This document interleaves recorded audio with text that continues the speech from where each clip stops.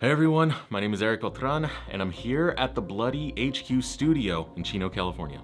So in the esports scene, I'm a play-by-play commentator and I go by the name Decerux. So I was born and raised in Southern California for pretty much, well, all my life. I was born in Whittier, California, and I've lived in Hacienda Heights for the majority of my life, and it's pretty great out here being in the LA area. It's pretty much the home of esports. Over in Burbank, you have Overwatch League, and of course Riot in Santa Monica, about 45 minutes, give or take LA traffic. It's pretty much great to be out here if you're interested in esports.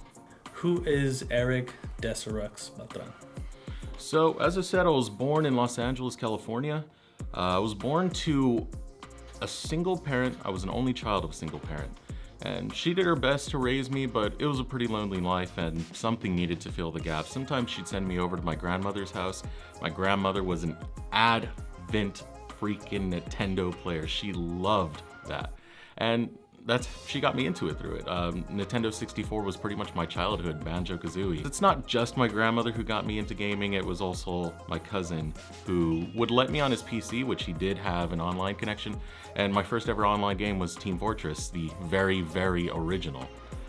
And from there out, it kind of just expanded. Counter-Strike, StarCraft, and eventually here to League of Legends. What was the moment that got you into shoutcasting? So I've always wanted to use my voice. When I was younger in my teens, I wanted to be a voice actor. I used to play in metal bands as a singer and guitarist. I could never really find the breakthrough opportunity to get into that, and I already said I have a background in games just thanks to my grandma and my cousin. But what it really came down to was I played in a tournament. It was a tiered tournament, it was gold and plats only. It was just this small little community thing. And what do you know, we won the whole thing. It was pretty cool, it was an awesome moment.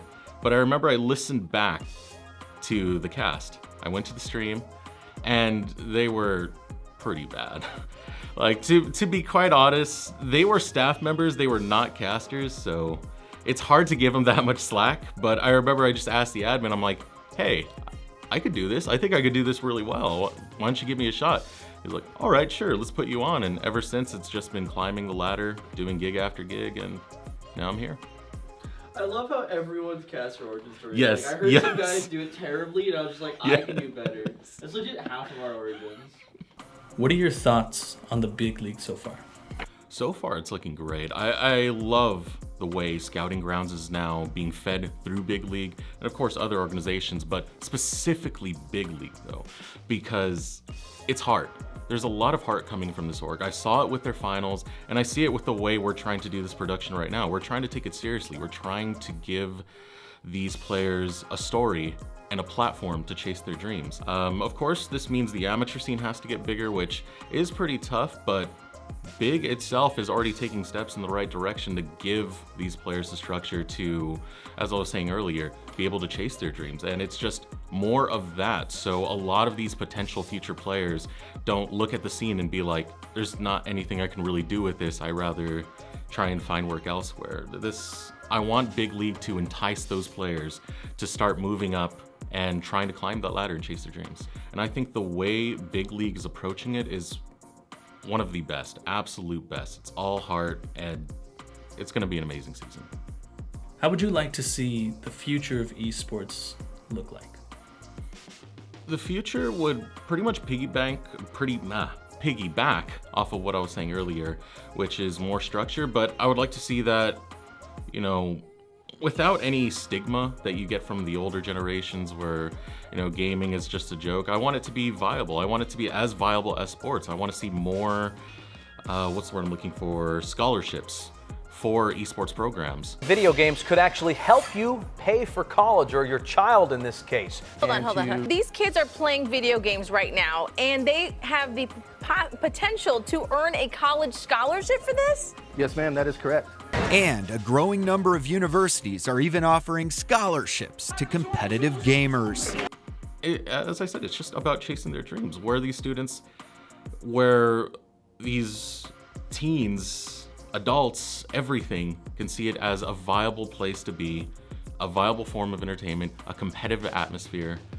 I want structure for it all. And whether it be Overwatch, League of Legends, Apex Legends, you know, I want it all to just have a ladder that's climbable, have a structure that's there. What is a particular experience you've had in the industry that stuck with you?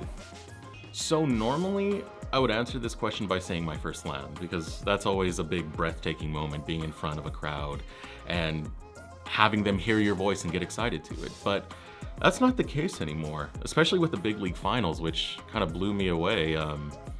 Now, the moment that really stuck with me is the first time I was recognized as a caster. The first time someone said, "Hey, Decerux, nice seeing you again. You've been killing it as always." Stuff like that just motivates me to do it more, because that means the hard work and effort I'm putting into this it's gathering respect. They're enjoying what they're watching. They're enjoying what I'm doing for them. And nothing feels better than being validated for all the time I've been putting into the scene. Any advice for someone looking to get into your field? First and foremost, follow the amateur scene. See these stories unfold, become a fan of it. There's actually a lot of exciting things happening. There's a lot of storylines to follow. There's a lot of amazing things out there when it comes to the amateur scene.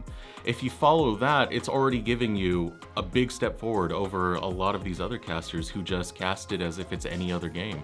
And from there out, once you have the narratives, once you know their stories, once you've been following these teams for a while, start giving it a shot. Start contacting smaller organizations, little communities, anything around you, and say, "Hey, I want to give a shot casting." And a lot of organizations are very open to this kind of thing. And once you start doing that, you'll climb the ladder real fast, because you already know the storylines. If you know the game quite well, that adds on to it. And it's one of the best ways to get in, because after that, it's just networking, knowing the right people, getting the right people to hear your voice, and who knows, you might end up here someday. So this has been Erick Decerux Beltran. You can catch me and my co-caster Stephen Return Johnson for Big League starting July, Mondays and Fridays, 5 p.m. Pacific, 8 p.m. Eastern.